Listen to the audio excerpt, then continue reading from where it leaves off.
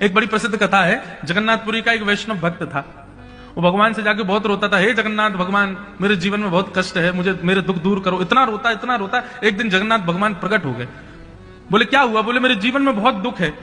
जगन्नाथ जी बोले सब अपने प्रारब्ध का भोग करते हैं, तुझे क्या चाहिए? बोले मुझे ये नहीं चाहिए कि आप दुख दूर करो, बस मैं जब दुख आता है तो मुझे बहुत अकेलापन लगता है, मुझे ऐसा कुछ बताओ कि मुझे पता लगा करे कि आप मेरे साथ हो। भगवान बोले जब भी पीड़ा लगा करे, जब भी तुम्हारा मन हुआ करे, तुम समुद्र के किनारे धूल में चल करके देखा करो, 2 पैरों के निशान तुम्हारे और साथ में 2 पैरों के निशान और दिखें तो समझना मैं संगी चल रहा हूं। बालक ने कहा ठीक है। अब तो वो रोज जाता समुद्र के किनारे चल करके देखता तो 2 पैरों के निशान उसके और बगल में 2 पैरों के चिन्ह ठाकुर जी के। वो बड़ा खुश हो जाता कि चलो ठाकुर जी मेरे साथ हैं। एक बार उसके जीवन में बहुत विषम कष्ट की घड़ी आई, माता पिता पधार गए और भी कुछ अनहोनी हो गई। रोता बिलकता हुआ समुद्र के किनारे गया, चल करके जैसे ही देखा, बगल में देखा तो ठाकुर जी के चरण चिन्ह नहीं थे।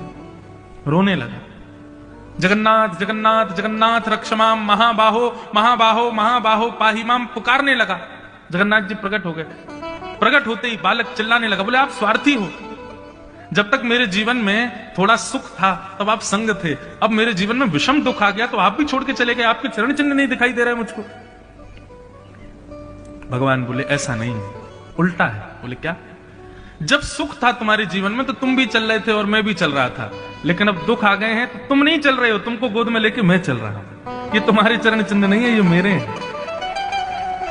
सुख की घड़ी में मैं छोड़ देता हूं, चलो तुम भी, क्योंकि अब सब ठीक है। लेकिन जब विषम परिस्थिति मेरे वैष्णव के जीवन में आती है वो नहीं चलता, फिर मैं उसको गोद में लेकर के चलता हूं।